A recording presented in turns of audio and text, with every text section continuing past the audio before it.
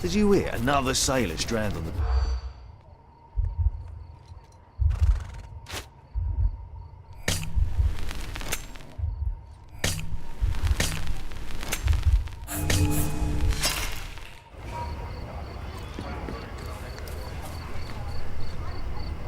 Did you hear another...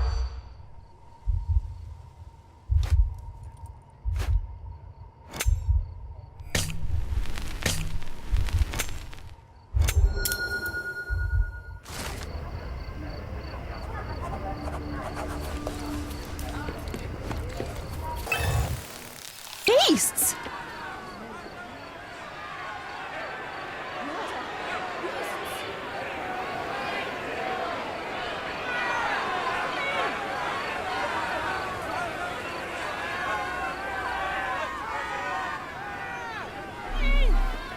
Murderers! They're completely livid. Sir, this place is off limits to the public. Please state your business or leave, or I shall request that the police escort you out. My name is Sherlock Holmes. I'm a private investigator. I'm looking for a witness for a case. A private investigator? Really? Even so, you're not authorised. I can't let you in. And you are? I'm Ronald Harlow, here to handle the refugee situation on behalf of City Hall. I'm the acting supervisor here, so I have full authority here to ask you to leave, or I shall order the police to detain you for trying to pass the blockade. Please, step back.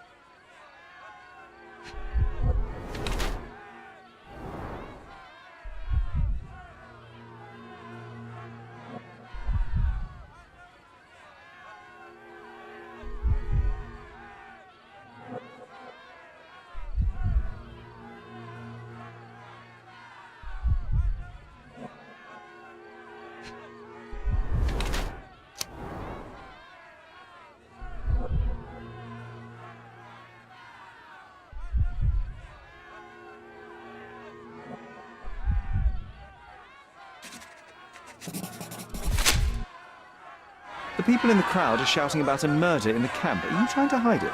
It's mere assumption. I assure you that the situation is under the police's control. If it was under control, if there was no dead body, you wouldn't be as nervous as you are. You would be sitting in your cosy dark corner of a city hall room doing nothing as usual. Yet, you're here, trying to deal with a series of problems you never asked for. These insults are inappropriate. You don't know what I'm doing for this camp. Even though the rest of City Hall doesn't give a bloody squat about the refugees, maybe I didn't want to be assigned to this camp. But I'm trying to do my best for these people. If not for my work, they might not have any shelter or food even. I apologize, Mr. Harlow. Perhaps I was prejudiced towards you, but in any case, I'm sure that you would still want this to be over as quickly as possible. The current reality is that neither you nor the police are managing things well here. You are unable to calm the crowd. You have simply never handled a situation like this before. What are you driving at, Mr. Holmes?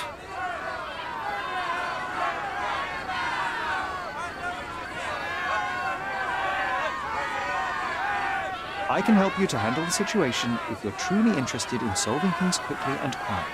And how exactly would you manage that? Simply tell the police that I'm with City Hall and I'm permitted to investigate the scene. I'll work out the rest. But in return, I need your help finding my witness. She's a young refugee. She's with child or was with child recently. Look, there is indeed a dead body inside the camp.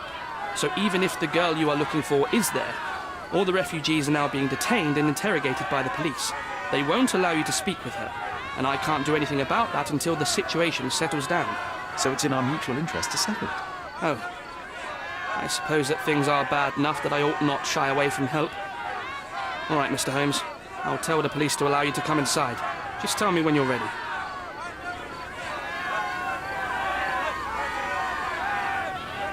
Mr. Harlow, how did the refugees end up here exactly? Oh, so you're not from around here yourself? I've been away for some time, but I read the papers. Yes, this whole story has been in the papers for almost a year now. They were smuggled to کوردونا on a ship from Africa. Smuggled? Then why didn't you deport them? The smugglers managed to sneak them to shore and hide them inside an abandoned warehouse. When the police raided the warehouse and found the refugees there, the ship was already gone. We aren't even certain as to which ship it was. We have busy shipping routes with other colonies these days, you see. So you decided to lock them up under a bridge? There's no other option. We're still trying to work out what to do with them. I only hope we'll find a humane solution and not put them on a raft and float them out to sea. Mr. Harlow, what exactly do you do here? What are your responsibilities? What I do and what I am responsible for are two different realities, Mr. Holmes.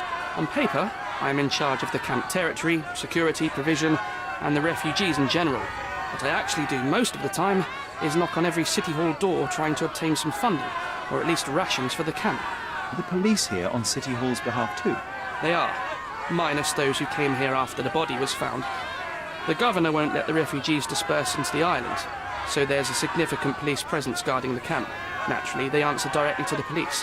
I have some influence here, but I'm not their direct authority. I'm ready to take a look at the scene. All right. Go inside the camp and find Inspector Tewkesbury. He's the officer investigating the scene. Tell him I sent you. Say you're an independent expert from City Hall. He'll fill in the details for you. I'll find my way with words. Thank you, Mr. Harlow. So they keep these refugees under a bridge like proverbial trolls. No wonder the people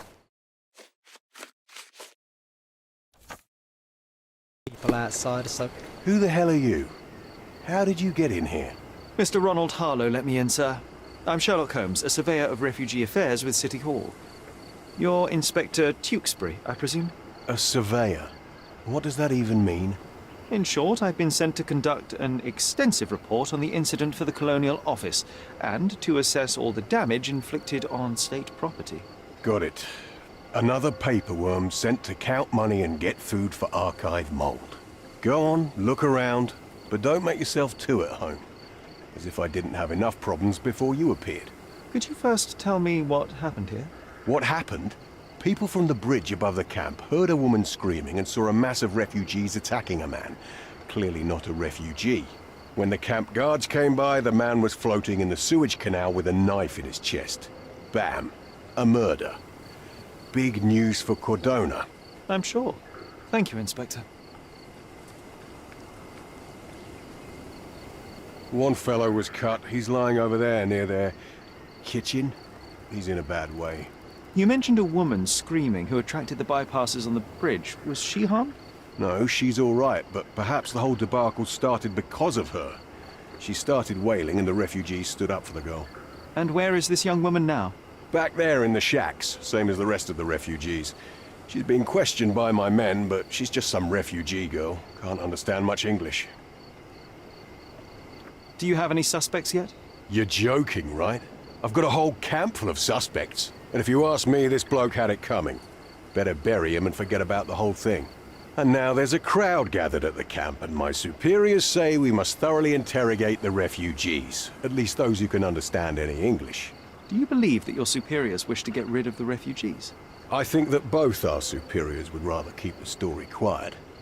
Since that's an unaffordable luxury now, they're looking how to protect their public image. That's why I have to waste my time waiting for my people to turn every stone and befriend every refugee. Did you learn anything about the dead man? The fellow looks like a thug. I've had dozens like him fished out of the sea over the past 20 years. Ever since these refugees arrived, there have been people on Kourdona with bad blood in them. My best bet is that this thug had something against them too. And no clue as to his identity? He had some items on his body, but nothing to indicate who he was or where he was from. I think I should catalogue his possessions in my records. Go on. They're on the table near the body.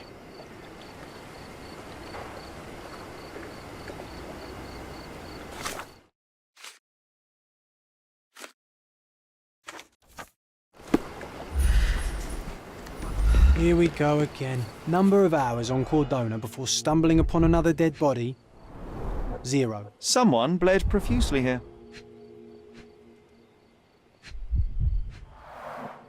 A fresh crack, as if the crate was hit recently.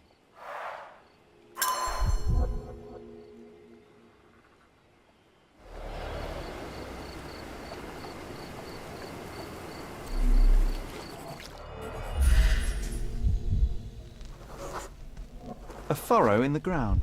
A blood trail leading to or from the canal. Clearly a left handprint here.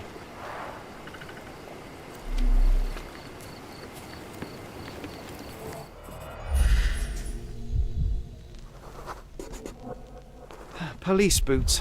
Always happy to... A heavy boot with a worn-out sole. A man's footprint.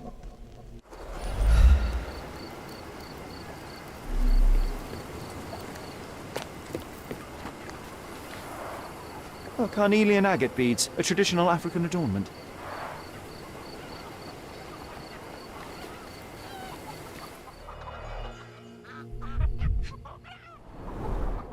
The blood sprayed off the blade after the strike.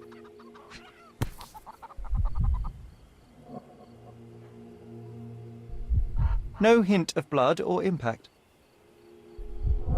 It might have been used as an improvised weapon.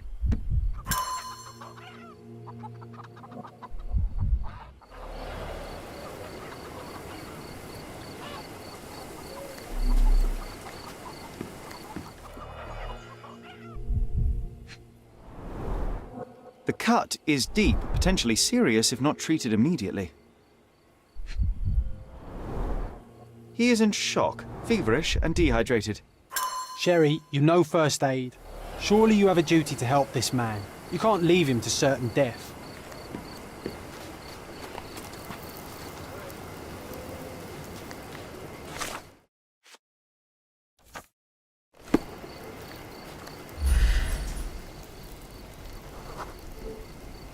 I'll use it to create a solution.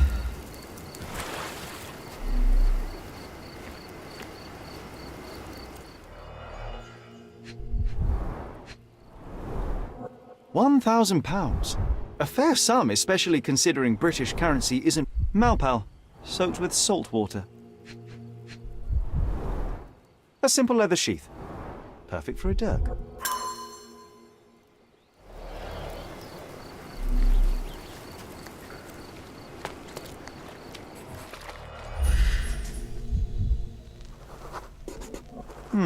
Coal dust under the nails. I don't see much coal around here. An interesting tattoo. Does it mean something?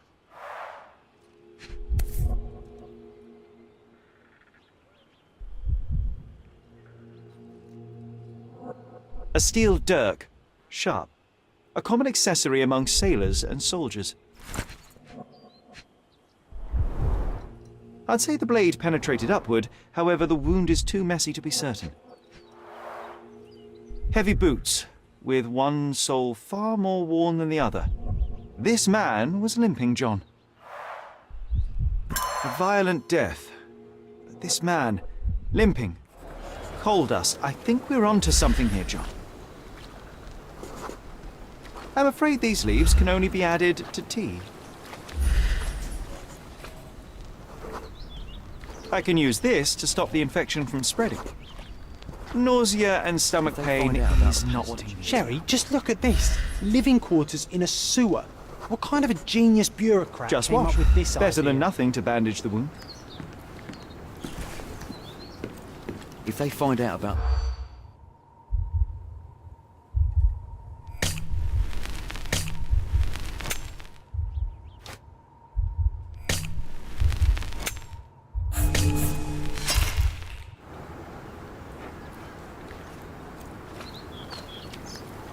If they find out about...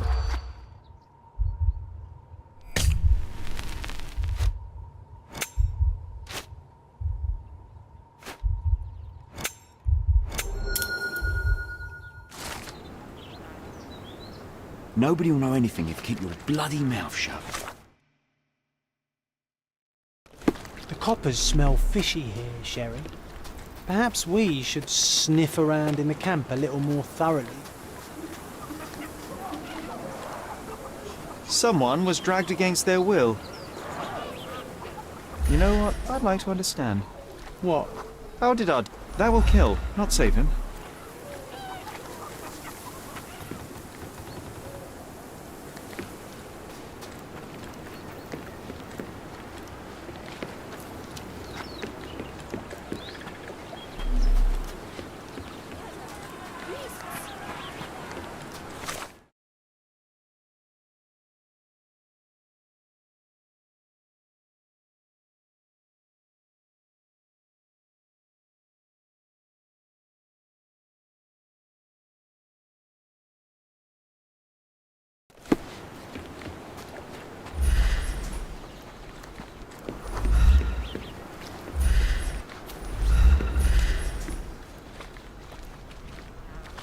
I've collected all the ingredients, now to prepare the first aid solution.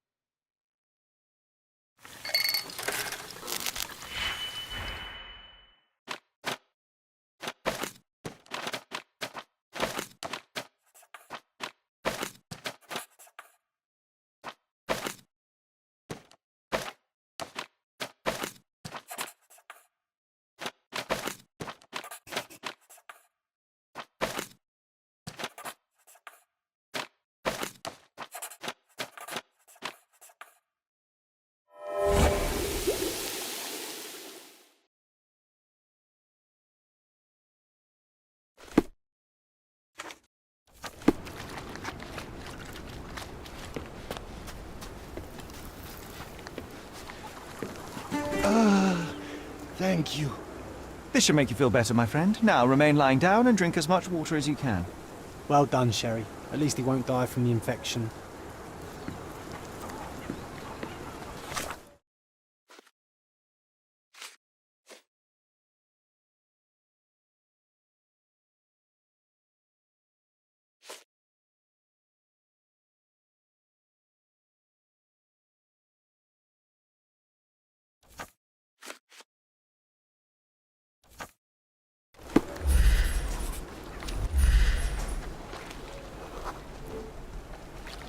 It's unlikely anyone could get in or out of the camp by water without alerting the police guards.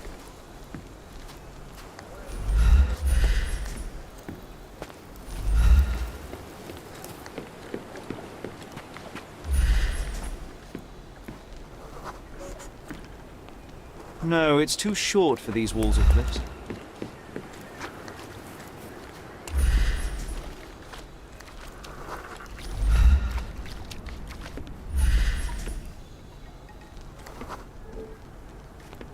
Sealed shut. I doubt our man could get through these grates.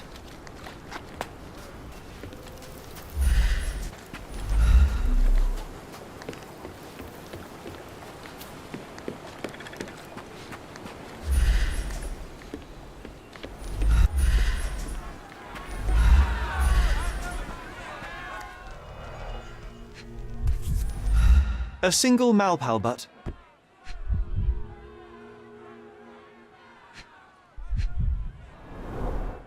Roadman cigarettes. A brand highly regarded by law enforcement officers.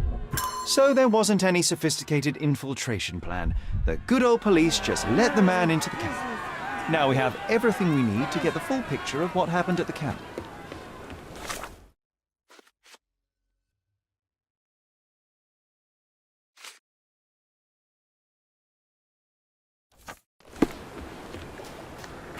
You still here?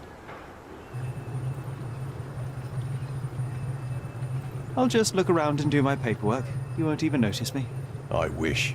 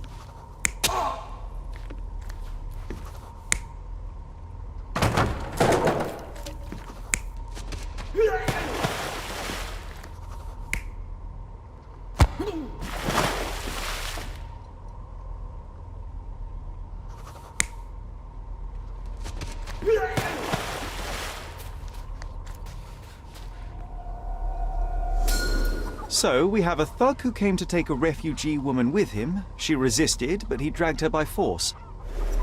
One of the refugees stood in his way, armed with a stick, yet he could do nothing against a cutthroat with a blade. The man didn't anticipate that the other refugees would intervene and stand against him. In the confusion, the woman managed to break free. The thug took fright and fled. He was stopped by the falling crates. He stumbled and fell, piercing his chest with his own blade. However, the wound didn't cause instant death. He managed to stand, but still bleeding, he lost his balance on the bridge and fell. Before all of this, the man had freely entered the camp through the main entrance. The police admitted him after they had a short smoke together. You live by the sword, you die by the sword. In our man's case, it's the same sword.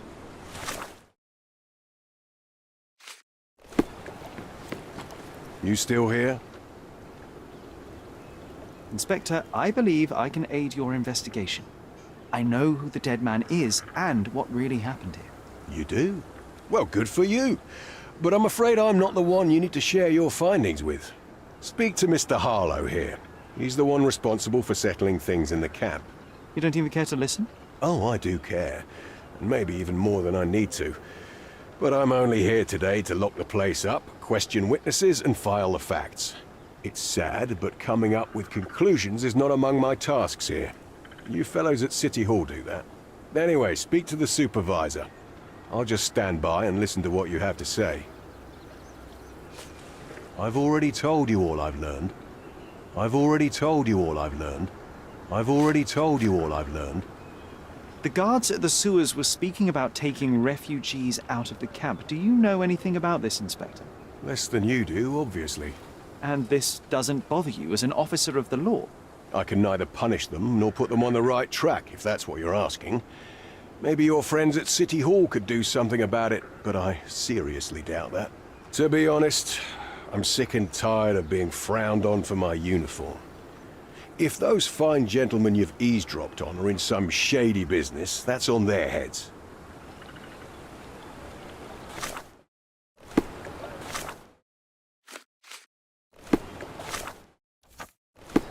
Mr. Harlow, your refugees didn't murder anyone. What? Pray tell me what you've learned. All right, listen carefully. This might solve one problem for you, but will create a few more. Oh, well, that's a great start.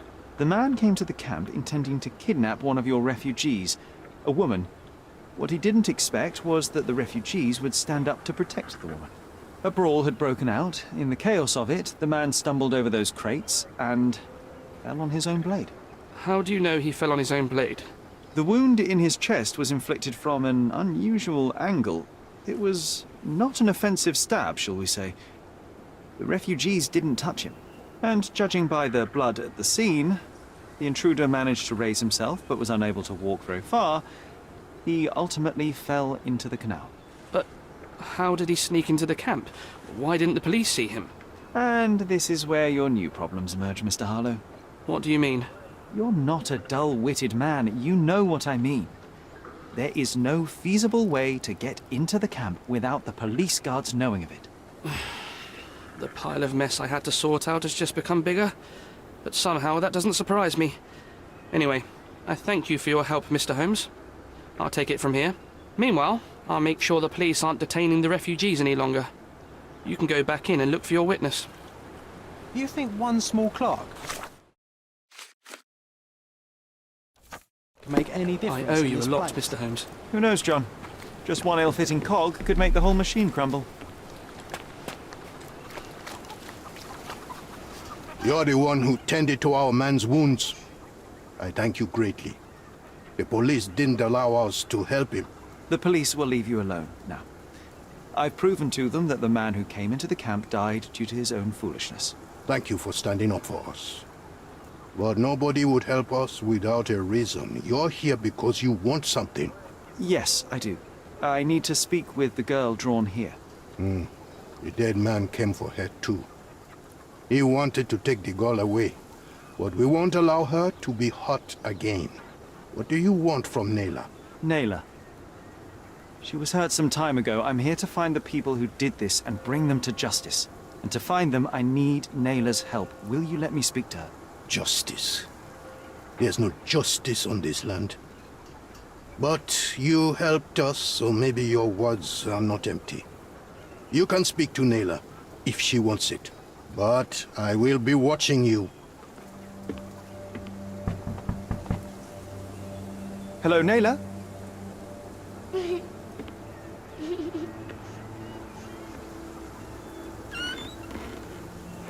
My name is Sherlock. I know someone hurt you. I am here to help. I'm trying to find the people involved and bring them to justice. Please. There is a photograph, and I'm sorry, it is terrible, but I simply must ask. Where did this happen? What can you tell me about these people? Christ, Sherlock. Nayla, I'm sorry. I'm not very good at this. You come here for me, but you are rude and cruel and condescending. A cross. The man had this cross. Now go away. Leave us be.